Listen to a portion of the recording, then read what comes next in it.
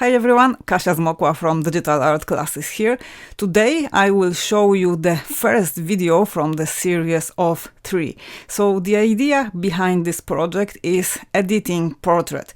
We will take this image, so this is the original raw file, and we will process it in 3 different ways. So the first video will cover processing this image, including of course skin retouch in Capture One. So this is what we are going to do today. In the next video, we will take the same image and we will process it. We will do the skin retouch in Photoshop with dodging and burning. And in the third part of this project, in the third video, I will show you how you can edit portrait with Photoshop with frequency separation technique. So today we will be focusing on Capture One. We will start with this image and we will be working towards this result. So in the end, after the last video, we will be able to compare the different techniques and we will be able to compare the time spent and we will compare the results. Okay, so let's begin. Let's jump right into Capture One.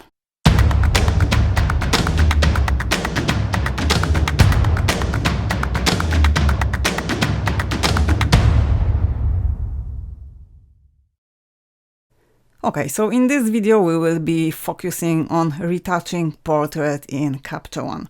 Let me just quickly show you what will be involved in today's workflow. So this is the final result, and as you can see here, we have started with healing. So we have 2 separate healing layers.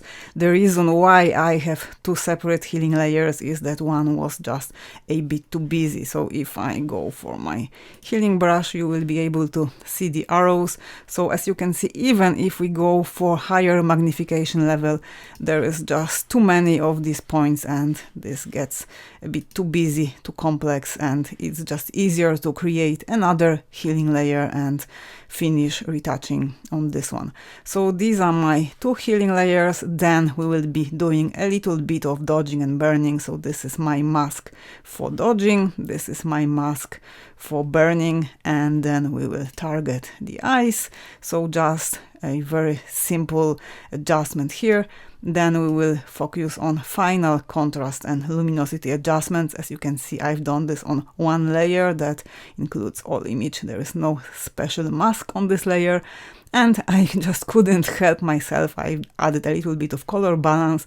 Before adding this, the image still looked decent. It's even more natural, but I just love working with color in Capture One. So I have just injected a little bit of cool blue tones into the shadows and warmed up a little bit of the midtones.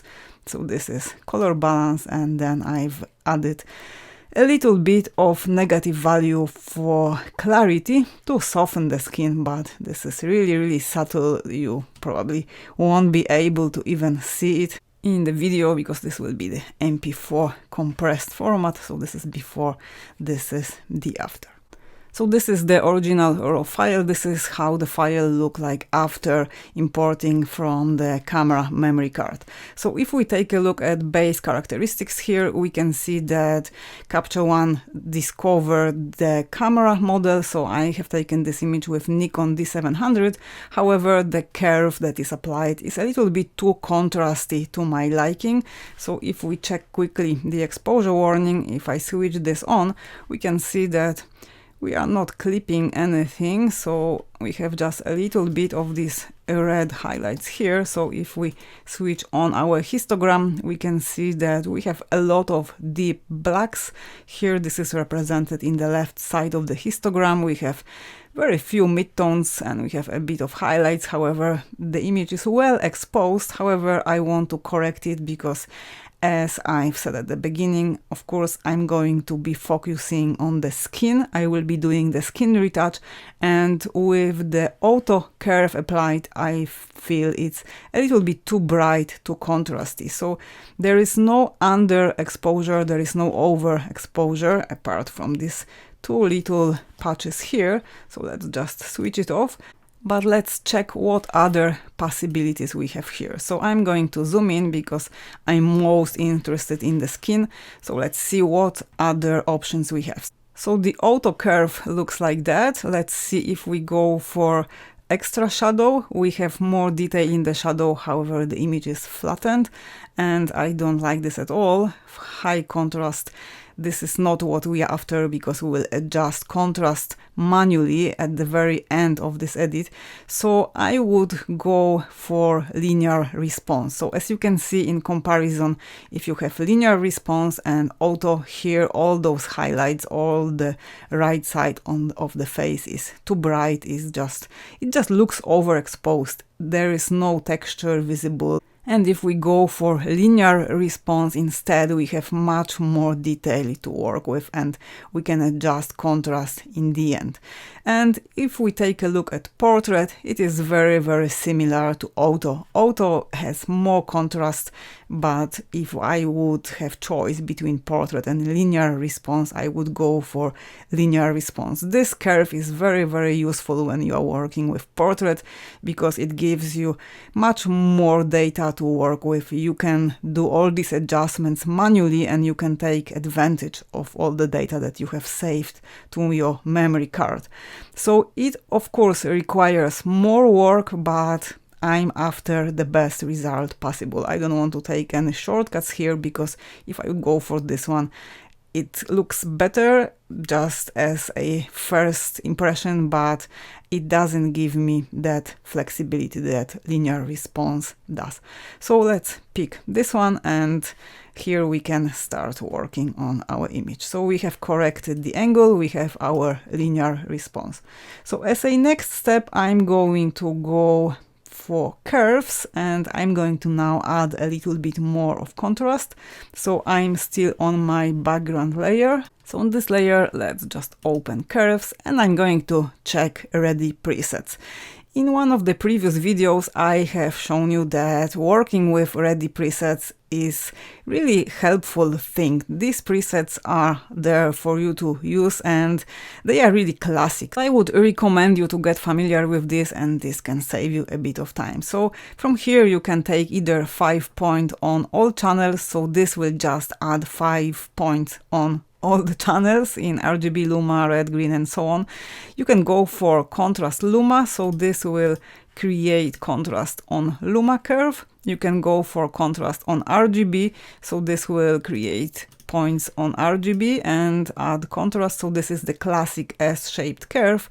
However, contrast in comparison to the Luma curve affects color. So if we go for this one, colors get more saturated and we want to maintain the full control over colors, especially when you're working on very, very subtle shades in portraits. So if I had a choice between Luma and RGB, of course I will go for Luma. You can go as well for midtones brighter, midtones darker, or shadows brighter. So I'm going to take a bit of a shortcut here and I will go for midtones brighter. So this is happening on the RGB curve, but I don't mind. This added a little bit of more of saturation, but it looks fine. Okay, so as a next step, I'm going to go to the HDR tool and I'm going to very, very slightly lift shadows. So I just want to have a little bit more detail visible here. This will be helpful when I will be retouching the image with the healing tool. So let's move over to the HDR, and here with the arrow, I'm just going to open the shadows a little bit. I don't want to go for anything dramatic. I think something between 2 and 3. Okay, let's go for 3. Okay, so we have set luminosity levels to the point when it's sufficient for retouching, for working with the healing brush tool. The very last thing at this stage at the background layer, I want to do the white balance correction. So the image looks quite good, however, I feel it can be a little bit warmer because the background is very cool and it reflects, the color of the background reflects here on the face, and I just feel it might be a bit warmer. So right now it's sort of natural, the light is cold and I want to warm it up. So let's just move here, and here in the white balance I'm just going to use the auto. So let's see what we can get from here. So this looks too warm to my liking, however it's much more pleasing than the previous white balance. So let's just check. If I hit on the Kelvin and if I hold it, this is the before, this is the after. So the first impression can be that the image is too warm. However, if you just step away from the screen and if you get back, this actually looks much more pleasing and much more natural. So let's maybe adjust this. Let's go for a little bit lower value here, but I believe something like this will be okay. So again, this is before and this is the after adjusting white balance. Okay, so on the background layer we have performed the very basic adjustments, and now we can actually jump in action and start retouching the skin. Okay, so when it comes to retouching skin in Capture One, in the very last update they have included new tool, Healing Brush tool. And I was curious from the very beginning what can be done with this tool. Is it sufficient? Because before this tool was introduced to Capture One, it was not possible simply to do any skin retouch. You could remove maybe one or two things from your images, from your raw files, but doing anything more complex than that was just a nightmare, and Photoshop was needed. You had to just jump to Photoshop, do the skin retouch, and then jump back to Capture One to finish your color grading. But I've already done my initial test. I was super curious about this tool and I was really pleased with the results. So in this project I have decided to compare 3 different techniques, so we will see what can be done again with this Healing Brush tool in Capture One. How does it compare with the results you can achieve in Photoshop with the traditional dodging and burning technique, or alternatively in the 3rd video I will cover frequency separation. Okay, so let's begin. So for those of you who never worked with this tool, if you just pick the Healing Brush tool, it is visible here in the layers. You don't need to create a new healing layer. Once you start working on the image, the layer will be created automatically. So all you need to do is to just zoom in. Don't zoom in too much because you want to see the face as a whole thing. You don't want to go to such a big magnification that you are just looking at the pores. So this is not a beauty retouch. This is important thing that I want to mention here. This is not a beauty retouch. This is just a classic portrait retouch. So I want to smoothen the skin, but without going into all these micro details. So after you select the tool, it's important to set the brush.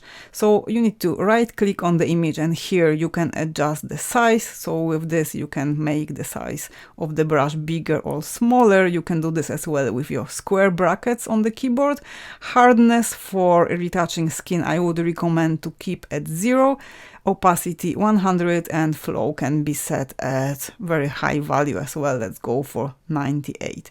So this you can leave as it was here. So I like having my brushes linked. So this means that the values for brush and for eraser are exactly the same. And if you have the last option switched on, you will see the arrows. You can switch it off if this will annoy you, but I find it helpful. So let's maybe start working on the image and you will see what I mean. Okay, so let's start retouching. So all you need to do is to just paint over the blemish that you want to remove, and Capture One automatically will create the source point and the algorithm will calculate the area to fix the texture of your image. So for example, here it's sampled from the area with this little pimple here or pore. So I feel that if I do this manually, I will get better result. So that's why I keep the arrows visible. If you go and switch them off from here, you won't be seeing them, but I believe it's just more helpful if you keep them on. So that way you don't need to move over from the image, because right now you don't see the arrows, but again, when I have retouched this area, I'm not happy with the result that I have achieved. So I need to display the arrows and I need to reposition my circle, so I will get possibly better result. So this is still not good, especially when you are working with those larger areas. This can be a little bit tricky. You can as well manipulate with the mask that you have created. If you want to see the preview of the mask painted, simply hit M on your keyboard. So here, if I extend the mask, it might give me better result. But remember, if you want to extend the mask, you need to first select the point. So when the circle is highlighted in orange, now I can add more to the mask. If I wouldn't select this, this will simply create another source point. So again, this is before and after. Okay, this one is a little bit tricky. Let's try to reposition it maybe a little bit closer. This looks a little bit better, but still I can see the edges. So maybe let's add a little bit more here. And it looks way better. So we are working at a really high magnification level. It depends on the result that you want to achieve. So to retouch the skin, you can continue working that way. Now, if I want to create another point, I need to deselect this one. So let's just select the arrow. And now if I take again the healing brush, I can take it either from here or from here. Nothing is highlighted, so I can just continue working on the image.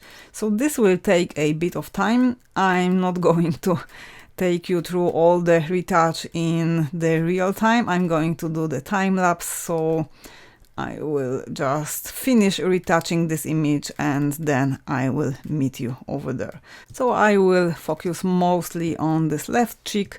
There are a few more things to retouch on this one and a little bit on the forehead. So I will continue working and I will meet you when I'm done.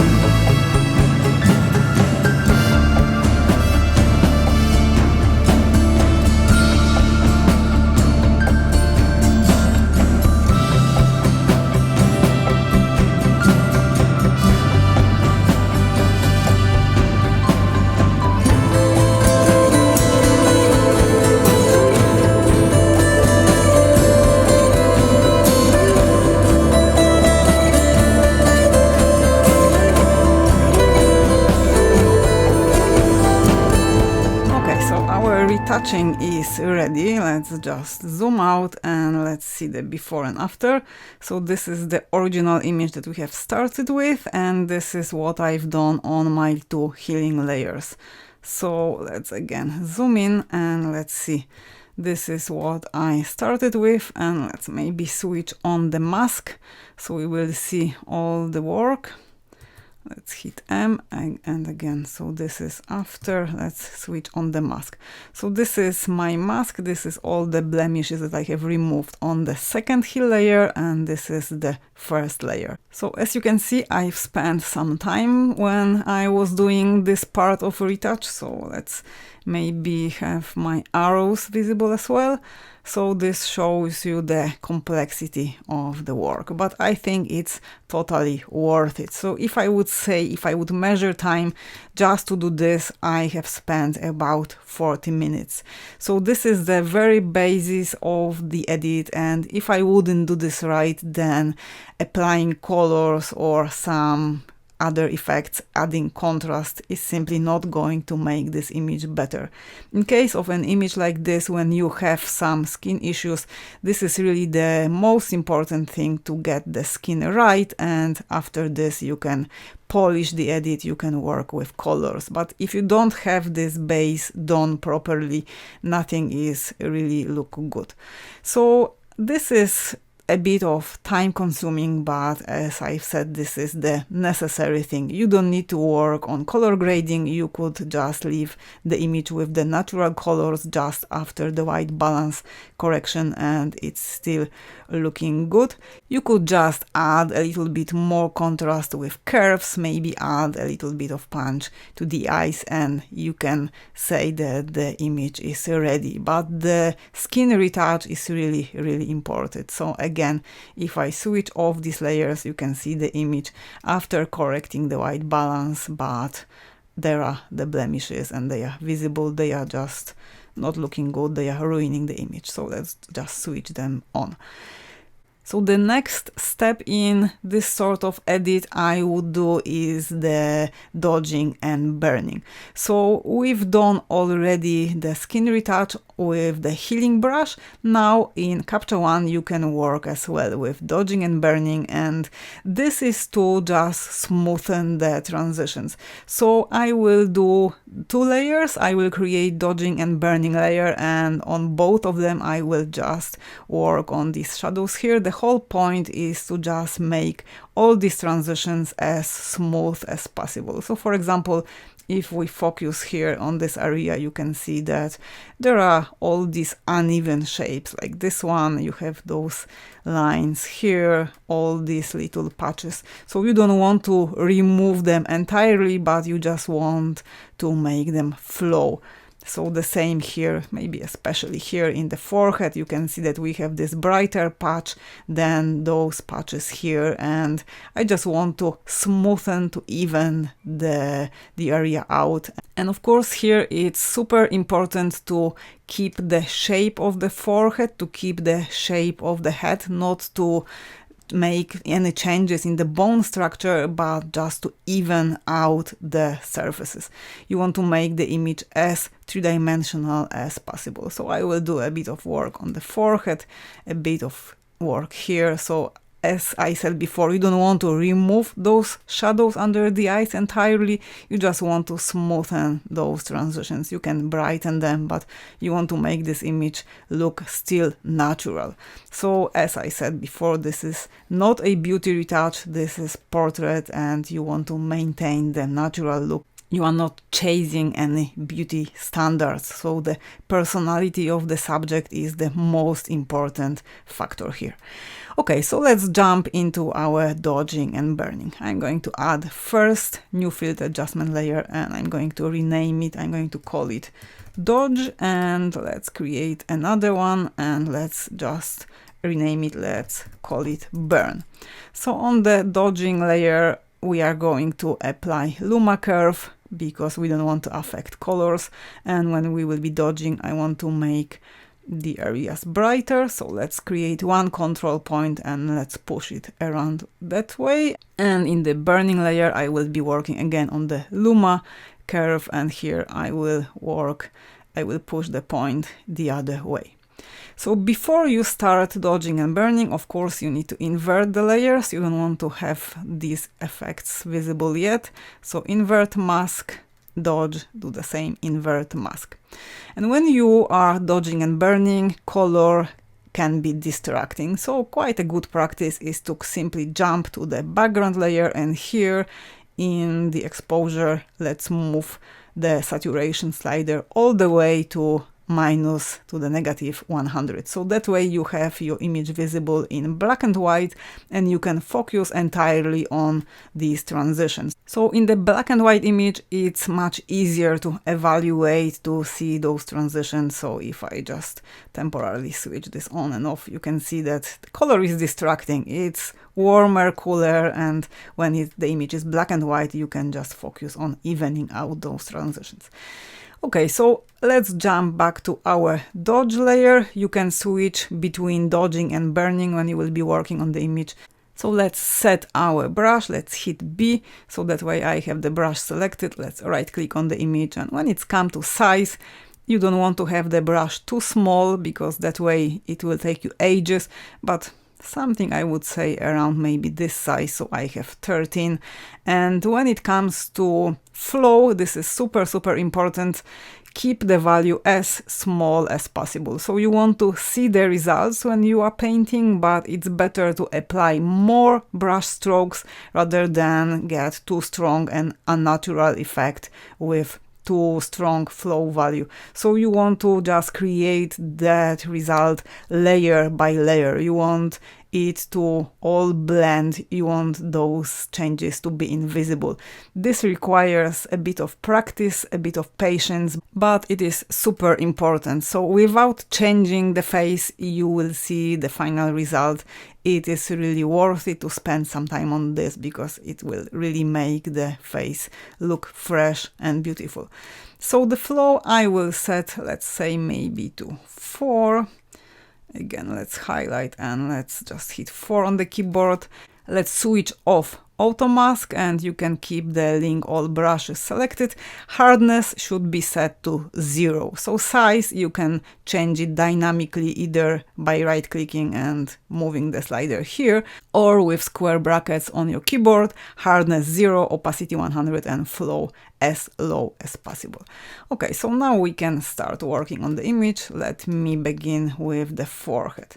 So we can maybe move here and I'm going to zoom in a bit, and first I would like to get rid of this line here. So I don't want to remove it entirely, but I just want to brighten it so the transition between this part and this part will be smoother. So all I need to do is to just decrease size of the brush and very softly start painting in. So I would say the flow is too high. I can see immediately those bright patches. I'm going to go for 2, and it depends as well on the setting for the curve. I've made it bright, so the control point is positioned quite far. If you would go for more flat curve, then you will have less brightness here when you are painting in.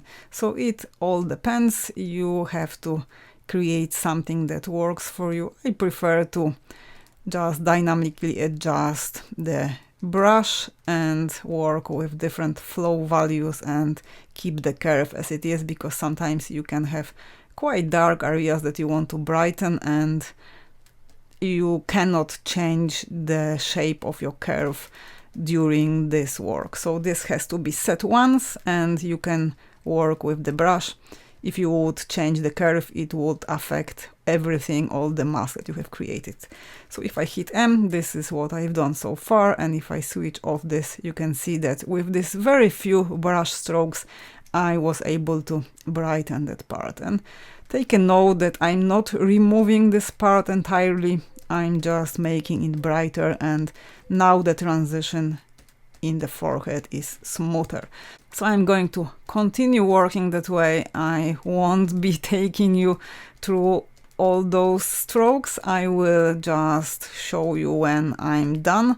So I will basically go through the forehead. I will work a bit on those areas under the eyes, here around the nose. So the same here. If I would be targeting this part, first I would start with evening out the transition. So we have those darker areas here, that bright sort of arc here, and darker area here near the nose. So first I would even out that transition. So I would work maybe with slightly bigger brush to make that part a little bit brighter. I would make that higher part brighter as well, and just when this is done, I would maybe soften this shadow a little bit. But important thing is to just look at the face in a lower magnification level, because if I would go too close, if I would be working like this, then I'm just losing the whole shape. I can't judge if what I'm doing is affecting or not affecting the shape. So you need to be very precise, very subtle here. It requires a bit of precision, but the final result is really worth it. So you can go to this higher magnification level if you would like to even out the skin texture, but just bear in mind what is the final image that you want to produce. If you want to make a print, a large print, of course it will make sense to spend time on all these little nuances, but most of the time you just want to have an image for social media or just to present it in a digital way, and then you will never show the image larger than this. So I'm on the Retina display, and you can see that if I would be working on all these little pores, it simply doesn't make sense and it's super time consuming. So far I have painted a bit of the mask like this. Let's maybe zoom in. So again, this is the preview what I've done in a few seconds, and this is the effect. So I will continue dodging and burning, and I will meet you when I'm ready.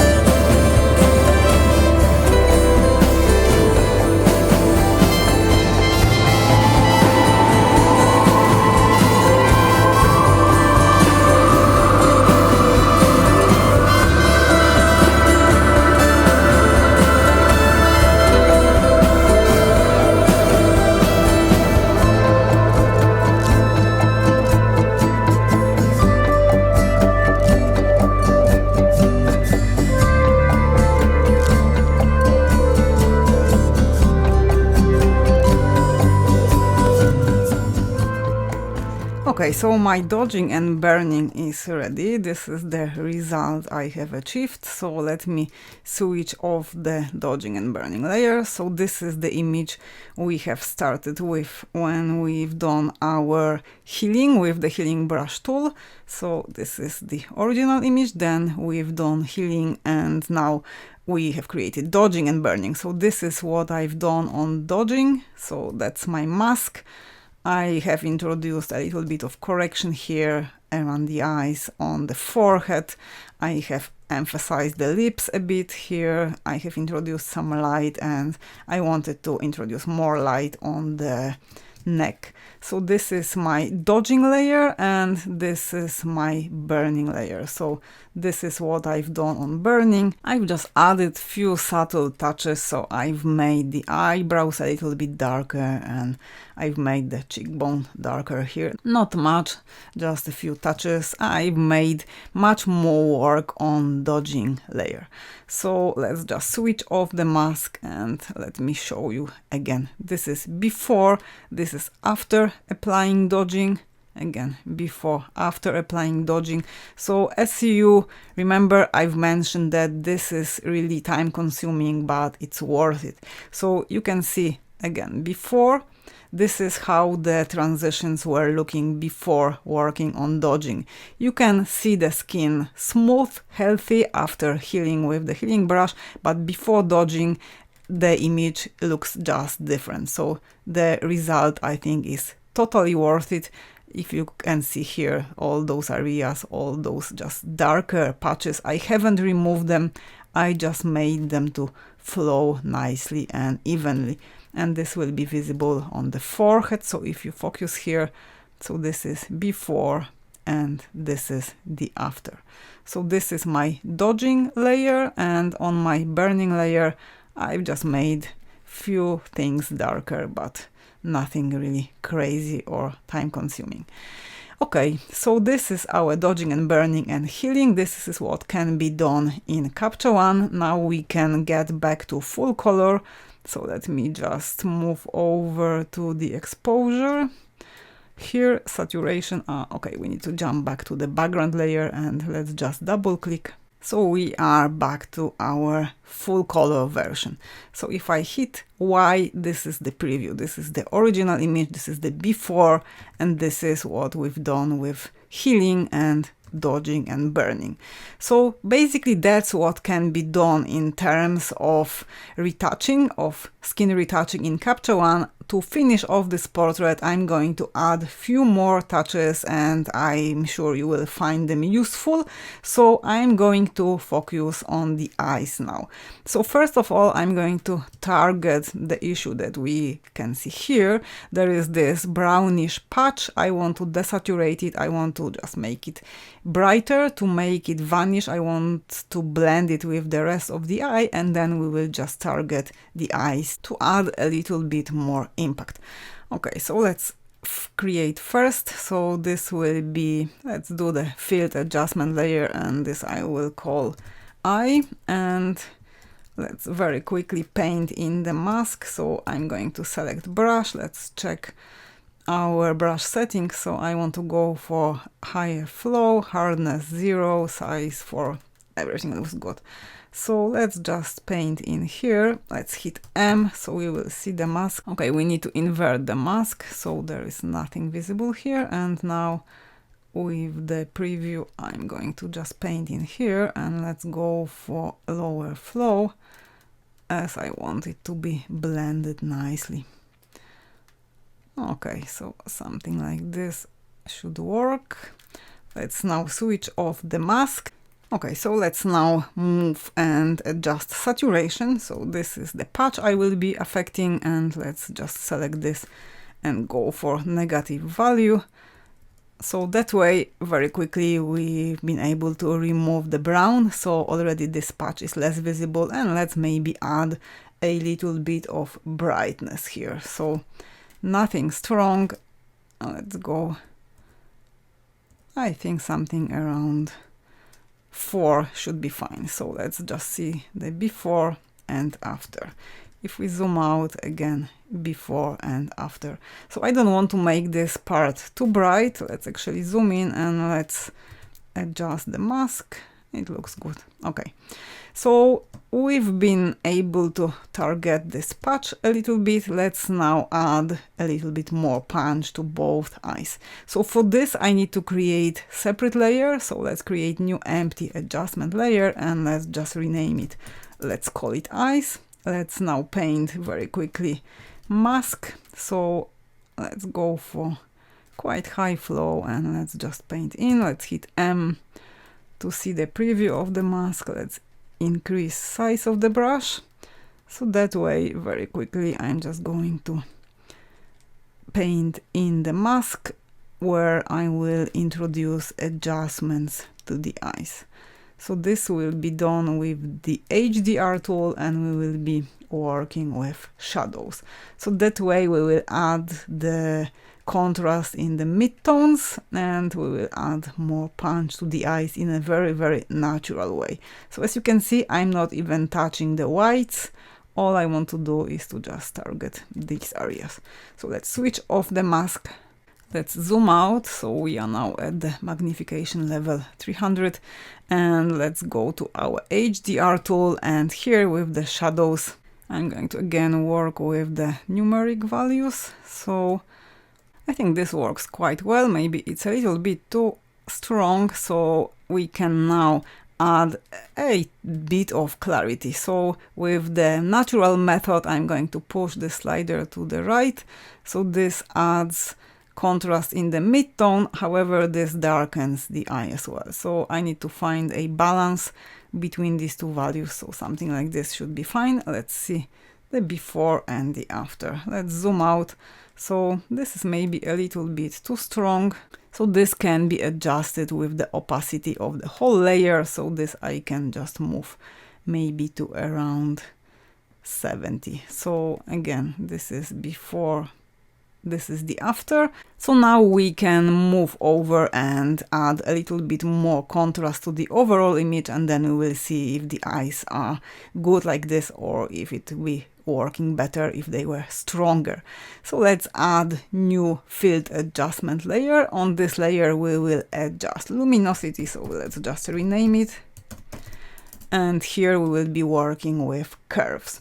So first I want to target Luma curve, and I want to add a bit of contrast. So let's maybe start with contrast on a Luma, and that way we have added those control points. You can see the before and after. So I'm really happy with the effect. I really like the result. So the image got really, really dramatic. I want to maybe lift the blacks a little bit. I will do this on the RGB layer. So I will just create contrast RGB, but then I will push the point that is brightening my highlights closer to the line, and I will, let's maybe make this bigger. I will lift the black point. So this will lift the blacks and the image will get a little bit more subtle. I will create this so-called matte effect. So something like this. Let's get back to the Luma curve, and here we can see if lifting the highlights will help. No, I think this is getting too strong. The contrast is too harsh, so something like this. And let's try to manipulate with this point. So this is targeting the shadows, but actually this is creating this nice mystery light. So I think something like this works really, really well. Now we can recheck the layer with the eyes. So let's move back to the opacity value for the eyes layer to 100. And I feel that now, after adding more contrast to the face, adding those stronger lights to the eyes don't look unnatural. So they are nice. So we can leave it as it is at 100%. Let's just jump back to the luminosity. Maybe there is a little bit too strong the contrast. So let's maybe push this point. Okay, so something like this. Let's maybe leave this one just a little bit. Okay, so I think this gives us very nice, very pleasing, harmonious effect. Let's zoom out. So that's before, that's the after. Okay, so now I just want to add a little bit of color to this image. I'm really happy with the colors like that, but to make the image even more three-dimensional, I just want to inject a little bit, a hint of blue into the shadows, and maybe to make the midtones a little bit brighter with the color balance tool. So let's add new field adjustment layer, and let's rename it to color balance. And this tool is really, really useful if you want to inject a bit of color into selected luminosity range, but very rarely people use the slider, this position to the right, to actually adjust the luminosity range. So for example, if we go for master, here you can't use the slider, here you can only inject a bit of color. So I'm just going to go for warm look, and I will add a little bit of this reddish oranges tones to the overall image. And now let's jump to shadow. So here, apart from injecting blue, so if I would like to go for a bit of blue, maybe more on this cyanish side, so this gives me this very beautiful, very powerful color contrast. And now I can make the shadows brighter or darker with this slider. So if I push it upwards, this will make the shadows brighter. If I push it downwards, it will make them darker. So I'm going to leave the shadow slider as it is. Let's now jump to midtones. Here I will inject a little bit of orangey tone, so I want to make the skin more saturated, and I will use the slider that is positioned to the right to make the skin tones, to make the midtones brighter.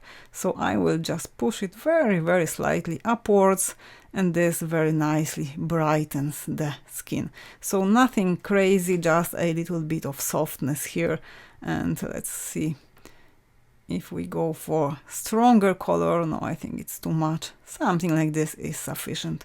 I'm going to leave highlights neutral. I don't want to inject any tones over there. So in the shadows, I can maybe lift the shadows a little bit so they are more harmonious with our lifted midtones, with the skin tones.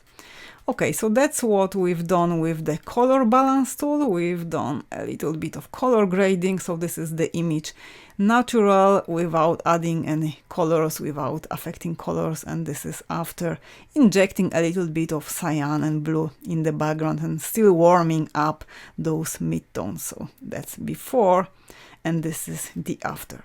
So basically at this point our edit is ready. The very last step, final touch I want to show you is adding a little bit more softness to the skin, and you can do this with negative clarity values. So typically the clarity would be used to add texture. If you had an image taken outdoor in the fog, adding clarity would simply make everything in the image sharper, stronger. This adds contrast on the midtone level. But very little known feature is that you can actually use negative values to soften texture. You can add this just as a very, very subtle final touch. Never skip healing the skin and dodging and burning. This is not to replace retouch. This is just to add this very nice polished look to the end. So let's add very last field, new adjustment layer, and let's simply rename it to skin. And here let's go for clarity. I will stay with the natural method and I will go for negative value on the clarity. So if I go all the way to the left, you can see that I have achieved this super fake, horrible sort of Instagramish effect. So this is basically ruining all the retouch that I've done, all the time that I've spent. It's not visible, it's just if I have taken bad image and applied this with one button. So just be cautious here. Let's just reset this. We want to maintain all this beautiful skin structure. This what makes the image. I just want to soften very, very slightly certain parts. So let's go for something maybe around negative 28. And now very important thing, I want to just apply it to selected areas of the image. You never want to apply negative clarity to the eyes, to the eyelashes, eyebrows. You need to keep them sharp as possible and just paint in the negative clarity to selected areas in the image. So if I hit M, now this is my mask. I want to invert the mask and I will be painting in the mask with the brush. So I have selected my brush. Let's just make it bigger and the flow something maybe around 50. So now we can start painting in the softening. So maybe I will add a little bit here. Let's switch off the mask. Just very, very softly. Remember, don't go over the eyebrows.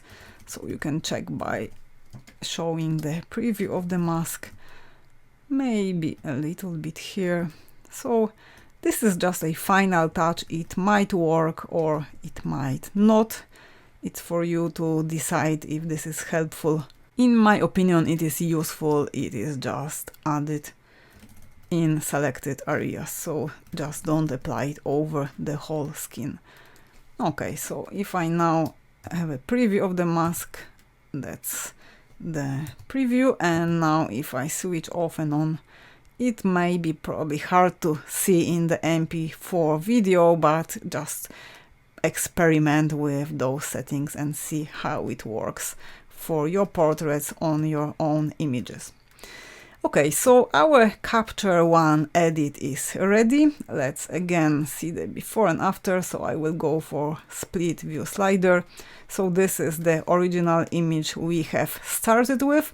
And now I hope you can see that going for the linear response curve in the base characteristics made sense. I don't think we would be able to achieve these results if we started with auto. So we can actually change it now. So if I would go for auto, you can see that the contrast is just too harsh and we are losing all these beautiful tones, all these nuances. So this is auto, this is portrait. You can always change it afterwards and experiment. So we started with the linear response and we've worked through all our adjustments. If we switch off the hill layer, so this is what I've said at the very beginning. It doesn't really make sense to work on color or dodging and burning if you don't get the very first stage of retouching skin right. I know that it is time consuming and it's sort of boring, but believe me, you just need to do this. So once this is done, you can then play around, you can work with different colors. Now you can take the image and create more variants, and you can really have a lot of pleasure by experimenting with different colors. You can go for black and white version. But this is really a crucial stage. You need to heal the skin first and then it's ready for any other further adjustments. So again, let's take a look. This is the original image. This is the image we have started with, the raw file. We've been working, of course, in Capture One. This is the result you can achieve when it comes to skin retouch, when it comes to portrait edit in Capture One 20. So in this video we've been talking about Capture One. If you want to learn about editing in Capture One, you can check out my comprehensive course, link in the description to the video. And in the next video from this series, we will jump to Photoshop. We will take the same image and we will do the edit with dodging and burning. So that's it for today. That's how we have edited this portrait in Capture One. Check out the next video that will be published, I believe, on Wednesday, and we will be working in Photoshop. Thanks for watching and see you by now.